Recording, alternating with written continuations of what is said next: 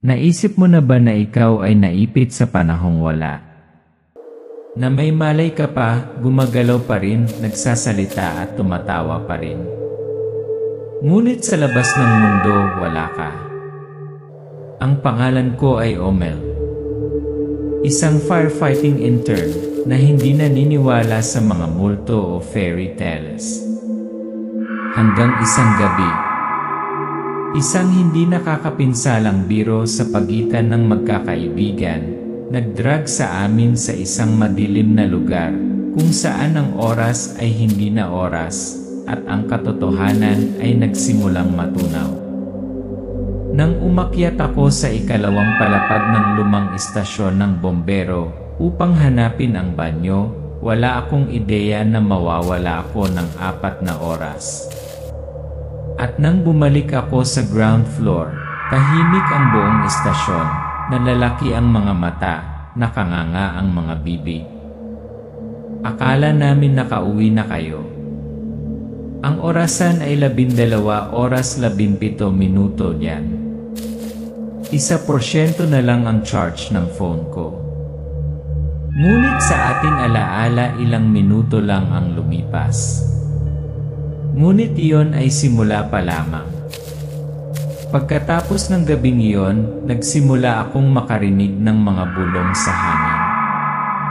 Mga anino na dumadaan sa salamin sa kalagitnaan ng gabi. Isang batang babae na may ngiti sa panga, laging nakatayo sa ilalim ng aking bintana. Isang hindi gumagalaw na lalaki, nakatayo buong gabi sa kaparangan sa likod ng istasyon. At isang lumang elevator, palaging humihinto sa ika-5 palapag, kung saan walang mga apartment. Mga kakaibang kwento tila magkahiwalay, ngunit talagang konektado ng isang hindi nakikitang thread. Handa ka na bang sumama sa akin sa dilim? Ang istasyon ng bombero ay nasa suburb, walang espesyal. Kupas na pulang brick, nanginginig na karatula, at isang kampana ng babala na matagal nang huminto sa pagring para sa anumang mga emergency na tawag.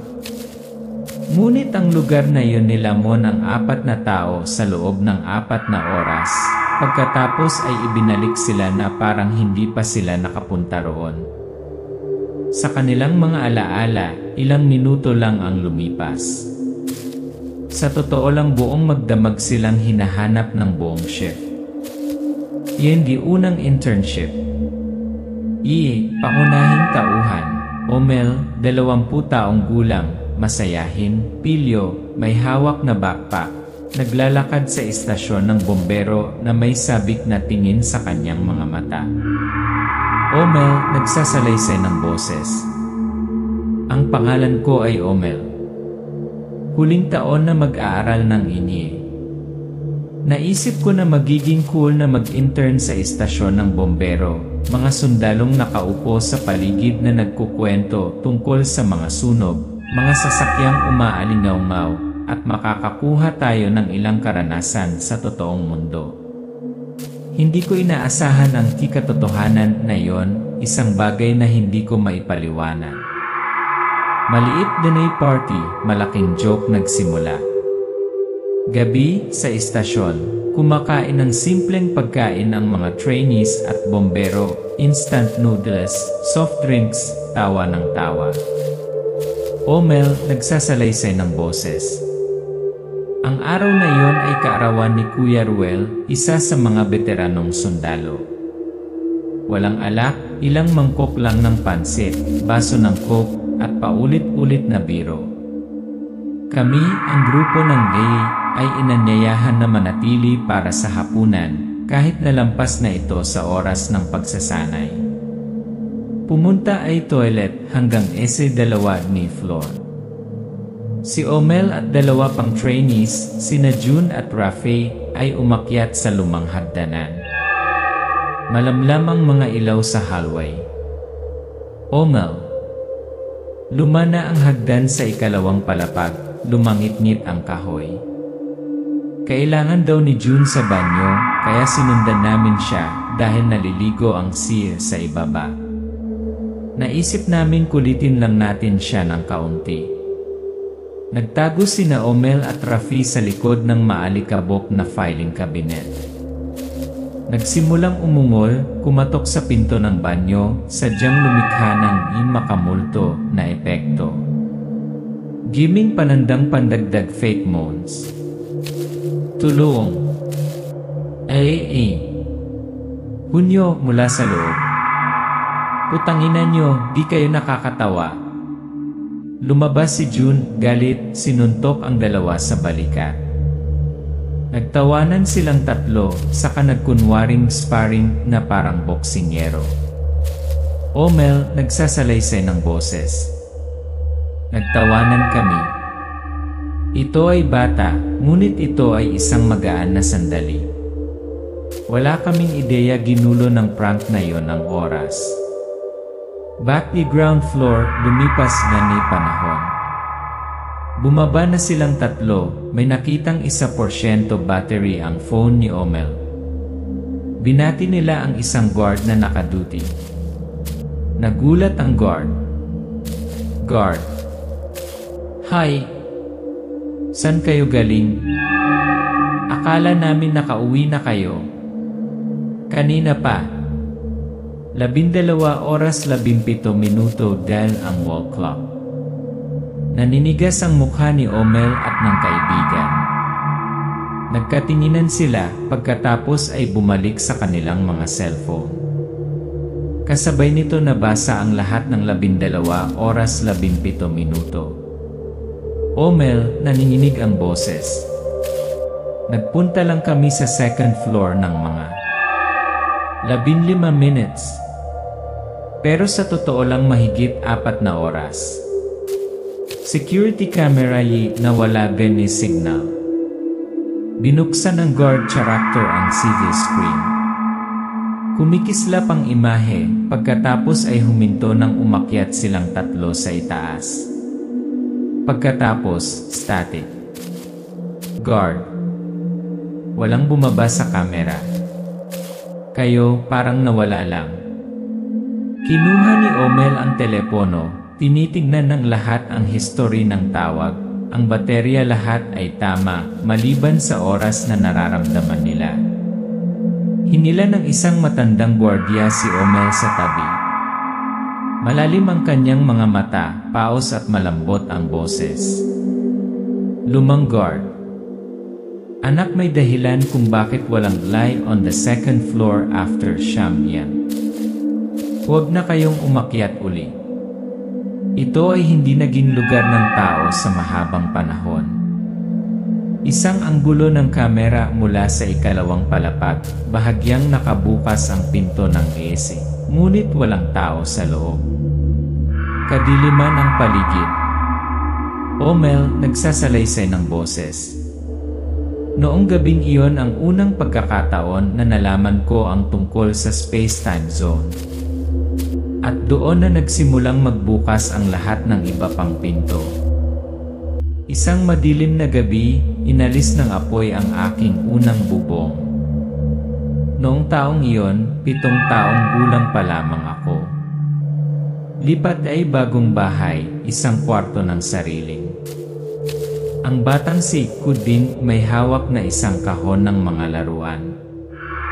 Malumanay na sabi ng kanyang ina, "Nanay, malaki na ang anak ko, may sarili ng kwarto.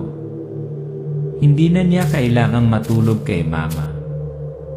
Tumingin si Kunding sa bakanteng silid, sumisikat ang liwanag mula sa bintana, umihip ng mahina ang hangin na nagpaalog sa mga kortina. Kunding nagsasalaysay ng boses. Sa oras na yon, naisip ko ang pagkakaroon ng sarili kong silid ay nangangahulugan na ako ay nasa hustong gulang na. Ngunit hindi ko alam na mula mismo sa bintanang iyon, may iba pa na nanonood. Midnight Encounter. Hating gabi. Hindi makatulog si Kunding, nakahiga at nagbabasa ng comics sa ilalim ng flashlight. Pagkatapos may tunog na click. Bumukas ang bintana. Lumataw ang isang maliit na batang babae, mga kasing edad niya, mahaba ang buhok, puting kamiseta, pulang pantalon, nakangiting may sirang ngipin. Sandy. Hi. And my name is Sandy. I see you alone want to play with me.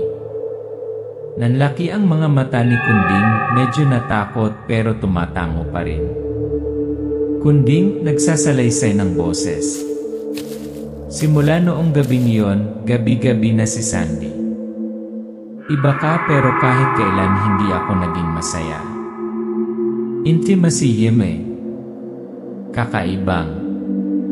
Montage. Binabalik-balikan ni Sandy ang mga comic book, tumitingin sa mga drawing, nakikipaglaro sa mga flashlight kasama si Kunding, sumasayaw sa paligid ng silid. Ngunit hindi siya kailanman humahawak ng anuman. Isang gabi, nang bigyan ng bata si Sandy ng candy, dumaan ang kamay niya sa candy. Kunding. Sandy, tao ka ba talaga? Natahimik si Sandy sa kamahinang nagsabi. Sandy, dito ako nakatira dati pero ngayon lang ako bumisita. Tumalikod si Sandy sa bintana, lumilipad ang buhok sa hangin. Nagwala si Apoy. Isang gabi, habang natutulog si Kunding, may narinig siyang bulong na tumatawag sa kanyang pangalan. Iminulat ng bata ang kanyang mga mata, nakatayo si Sandy sa gitna ng silid. Ang kanyang katawan ay kumikinang na kulay kahel na parang apoy. Sandy, basag ang boses. Huwag kang malungkot, aalis na ako. Ang katawan ni Sandy ay nagliliyab, ang apoy ay tumataas, pagkatapos ay pumutok, natutunaw sa isang bola ng liwanag. 2 bola ng liwanag ang lumipad mula sa bintana, nagsasama-sama. 3 kislap ang lumipad patungo sa kadiliman. Kunding nagsasalaysay ng boses, nanginginig. Hindi ako umiyak. Nakahiga lang ako, nakatingin sa kawalan, walang laman ang dibdib ko. Early Connection, Liu Fire Station. Ang nakatatandang Kunding na ngayon ay nasa hustong gulang na ay tumitingin sa kanyang mga lumang guhit. Ang isa sa kanila ay larawan ng isang istasyon ng bombero. Kunding, pabulong. Kakaiba. Bakit iginuhit ni Sandy ang lugar na ito? Nakakita siya ng isang maliit na simbolo, 2 palapag, frame ng bintana, eksakto tulad ng silid na pinupuntahan noon ni Sandy. Nagkita sina Omel mula sa part 1 at Kunding sa isang pagtitipon tungkol sa kakaibang fenomena. Omel. Sa 2 palapag ng istasyon ng bombero. Nakakita ka rin ng kakaibang mga bagay doon? Kunding. Hindi. Doon ako nakatira noon. Sandy ay hindi isang bangungot. Siya ay isang mensahe. Mula sa nakaraan, sa isang lugar na nagbubukas. Isang lugar kung saan ang mga kaluluwang hindi mapakali nakakahanap pa rin ng daan pabalik. May mga tao isinilang upang manatiling gising kapag natutulog ang ibang bahagi ng mundo. Pinananatili nila ang kapayapaan ng tahimik, habang ang ibang mga bagay na hindi tao ay gising din. Ako si Jonas. Pagmamasid sa gabi sa isang maliit, tila mapayapang barangay. Hanggang gabi nakilala ko siya. Ang lalaking nakatayong hindi gumagalaw sa harap ng isinumpang lupain, si Zelda. Then the opening patrol night. Nakasuot ng reflective vest si Jonas, may hawak na flashlight. Umiinom ng kape kasama ang isang grupo ng mga security guard ng nayon bago hatiin sa mga patrol group. Jonas nagsasalaysay ng boses. Simple lang ang trabaho ko, Magpatrol, tingnan ang mga kandado ng gate, tumingin sa mga eskinita, pagkatapos ay bumalik upang umupo at bantayan ang poste. Pero noong gabing iyon may mali. Lalaking gumagawaye. Pinakinang ni Jonas ang kanyang flashlight patungo sa wildfield na tinatawag na Zelda. Nakatayo ang isang lalaking nakaitim na sando na nakatalikod, hindi gumagalaw. Jonas, sa mahinang boses. "Sino yan?" "Kuya." Walang sagot. Nakatayo lang siya, nakakunot ang noo, nakatagilid ang ulo, na parang may narinig mula sa lupa. Nag-aalala ang mga mata ni Jonas. Humakbang siya palapit. Lalaki, pabulong, halos mahangin. Hindi sila natutulog dito. Yumuko si Jonas at humingi ng tulong sa radyo. Nang tumingala siya, ang lalaki ay nawala ng walang bakas. Jonas, nagsasalaysay ng boses. "Akala ko pagod na pagod ako, nahihilo lang." Ngunit ang mga bakas ng paa ang putik ay naroon pa rin. At ang amoy ng abo ng sunog na lupa. Iyan ay katotohanan tungkol kay Zelda. Kinaumagahan, pumunta si Jonas sa punong tanggapan ng barangay, nagtanong sa mga matatanda. Hinila siya ng isang matandang lalaki sa kwarto, bumulong. Matandang lalaki. Si Zelda ay isang lugar ng pagbitay noong panahon ng pananakop ng mga Hapons. Sinunog nila ng buhay ang mga rebelde.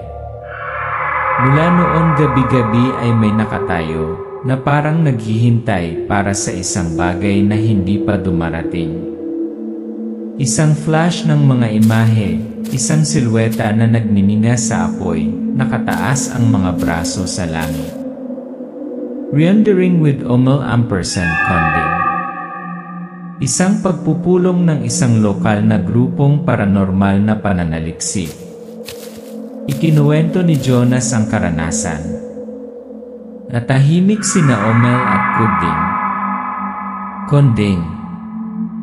Zelda. Narinig kong binanggit ni Sandy ang pangalang iyon. Siya ay nakulong doon mismo. Omel. Ang ikalawang palapag ng istasyon ng bombero, Sandy, Zelda. May konektado. Igabi bumalik era Zelda. Silang tatlo, sina Jonas, Omel, Konding ay bumalik sa Zelda sa hating gabi. May dalang mga kamera, kompas, magnetic field meter. Biglang huminto ang lahat ng orasan. Ang hangin pa rin. Hindi gumagalaw ang mga puno. Omel, pabulong. Ito ang pakiramdam parang ikalawang palapag noong araw na iyon. Kami wala na sa realidad. Sa lupa, natuklasan nila ang isang pinaso na drawing, tatlong magkasalubong na bilog, katulad ng iginuhit ni Sandy sa comics ni Konding. Umiiyak si Sandy sa kanyang lumang selda, tumataas ang apoy. Isang kaluluwa ang tumatakas, nagiging isang liwanag na naghahanap ng host. Hindi lahat ng kaluluwa ay pinakawalan. Ang ilan gumagala pa rin sa sirang timeline. Naghihintay para sa isang tao na pumasok sa tamang oras, sa tamang lugar upang palitan sila. Ang pagiging ina ay sagrado. Ngunit para sa ilan, ito rin ang huling pagpipilian ng kadiliman. Si Ditas, 6 na buwang buntis, akala niya ay nakikipaglaban lang siya sa depresyon. Little did she know yung bitbit niya may hinahabol din. Yenef pag-ilang enay Ditas. Maliit na kwarto, dim light, Ditas na nakaupo sa tabi ng bintana. Binaril mula sa likod ang isang kamay sa kanyang tiyan. Ditas, pabulong. Bakit ako nagigising tuwing alas negatibo 3 ng umaga? Ang bilis ng orasan, ang tunog ng mabibigat na paghinga. Lumalabo ang screen sa kanyang mga mata, madilim, basa. Iyan mahiwagang babae. Lumabas si Dita sa balcony para huminga. Ang kalye ay desyerto.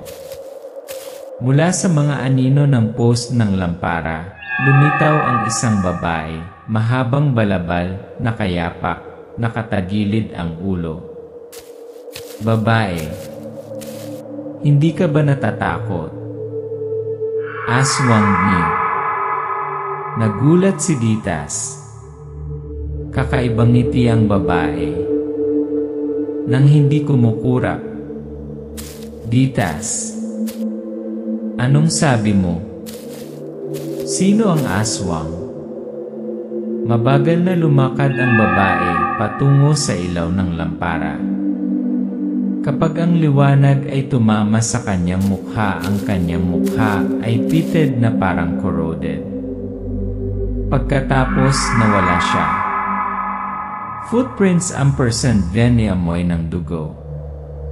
Tumakbo si Dita sa bahay, isinara ang pinto. Ngunit ang amoy ay nasa buong lugar, tulad ng kalawang na bakal na hinaluan ng bulok na karne. Tumingin siya sa sahig, ang mga basang bakas ng paa ay nagmula sa balkonahe patungo sa kwarto. Ditas, nanginginig ang boses. Hindi guni-guni ko lang. Kailangan kong uminom ng gamot, Babala ng matandang lalaki. Kinabukasan, pumunta si Dita sa botika. Tiningnan siya ng matandang babae, pagkatapos ay hinila siya sa isang tabi at bumulong. Matandang babae. Malapit ka sa lumang fire station, di ba? Delikado ang mabuntis doon. Mahigit 30 taon na ang nakalilipas. Ang lugar na iyon ay dating pagsasakripisyo, lupang sakripisyo ng dugo. Natumba si Ditas. Napahawak siya sa tiyan niya. Nabaulit lang ilay bangungot. Gabi. Natulog si Ditas. Kumikislap ang mga ilaw. Nagising siya, nakahiga siya sa sahig, napapaligiran ng kalahating kumakalat na asin. Isang boses ng babae ang bumubulong sa kanyang tainga. Kung ayaw mong ibigay, ako na ang kukuha. Siya ay nagulat, ang figura ay gumagapang ng pabaligtad sa kisam, nakaharap sa kanya, tumatawa ng buong puso. Unexpected connection. Sa susunod na araw, si Ditas, nagpapanik, humingi ng tulong sa may karanasang grupo, Omel, Jonas, Kunding. Ditas, sumisigaw. Tuwing gabi, naririnig ko itong tumatawag para sa aking anak. May gusto ito sa aking tiyan. Ipinakita sa kanya ni Kunding ang drawing ni Sandy, isang buntis na nakatayo sa gitna ng apoy, na napapalibutan ng mga sinaunang simbolo. Omel, malapit ka sa fire station, di ba? Hindi ikaw ang unang napili. Panghuling pagpili. Mabagyong gabi. Nakatayo si Dita sa sangandaan, may hawak na kutsilyo, kumakalam ang tiyan ng marahas. Ang anino ng isang babaeng nakabalabal ay lumabas sa Zelda. Babae, hindi ko kukunin ang bata mo kung ikaw ang papalit. Itinaas ni Dita ang kutsilyo, bumulwak ang dugo, ngunit hindi malinaw kung sino ang isinakripisyo. May mga buhay na umiiral lamang upang palitan ang mga patay. May mga ina pinili hindi para sa kanilang mga pagpapala, ngunit dahil sila ang mga gatiway na humahantong sa kadiliman pabalik. May mga lugar na wala sa blueprint. May mga sahig kung saan walang nakatira, ngunit may mga yabag pa rin. At may mga espiritu na hindi kailanman umalis, naghihintay lamang para sa iyo na pinindot ang kanang sahig. Lipat ng bahay, bagong simula. Bagong karakter. Ana, isang bata, walang asawa, lumipat upang manirahan mag-isa sa isang bagong apartment building, Tower Felix. Ang gulo ng sisi, hinila ni Ana ang kanyang maleta, nakangiting pumasok sa elevator.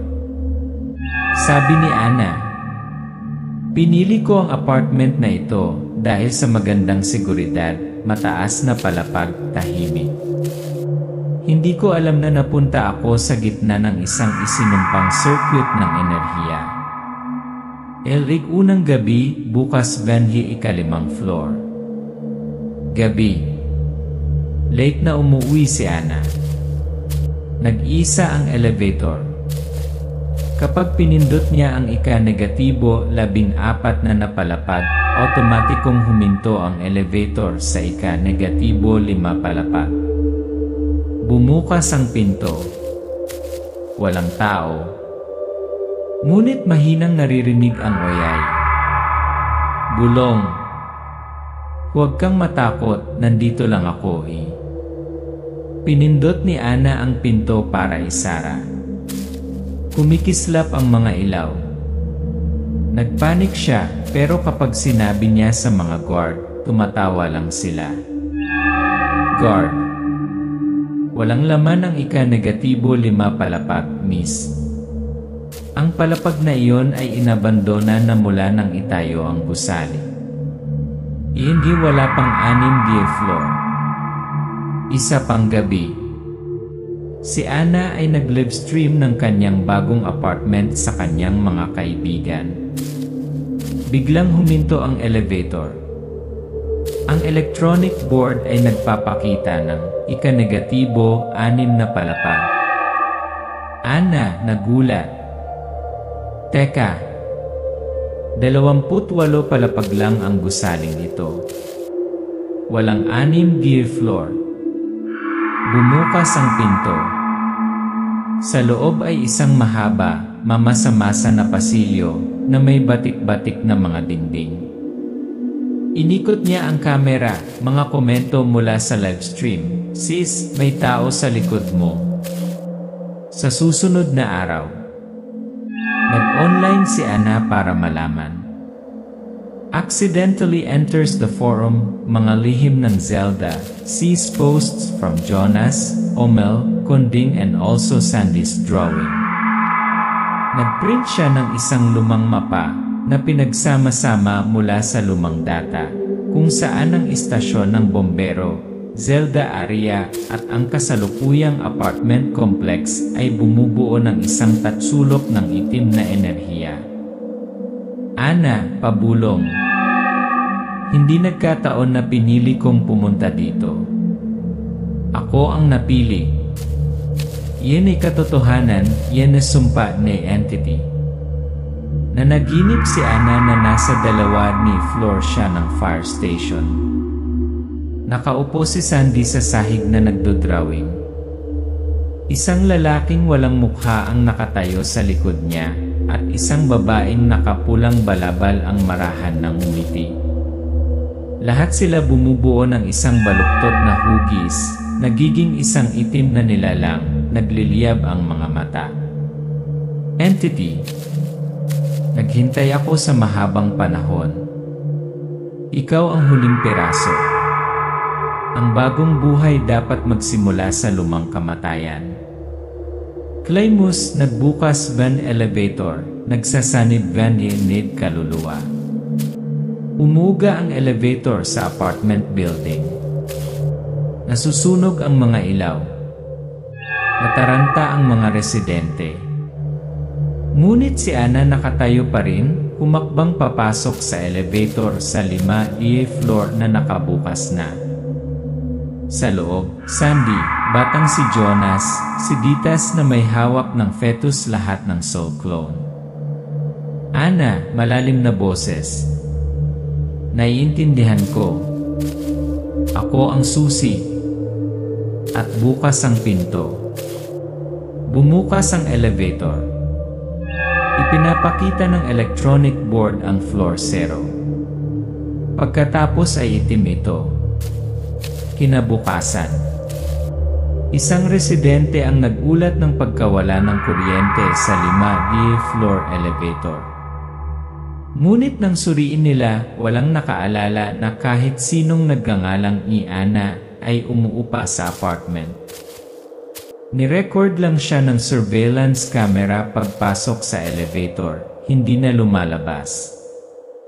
Sa lumang apartment ni Ana, nakasabit sa dingding ang isang nakasulat na guhit, 3 nakangiting bata, nakatayo sa harap ng nasusunog na istasyon ng bombero.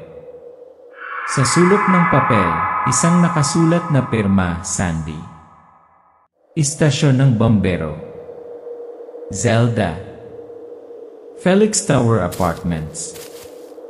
Ang lahat ay isang shell. Isang sinaunang nilalang, walang hugis, walang pangalan. Ginamit ang mukha ni Sandy para bumalik sa pamamagitan ng mga nawala sa gabi. Itim na screen.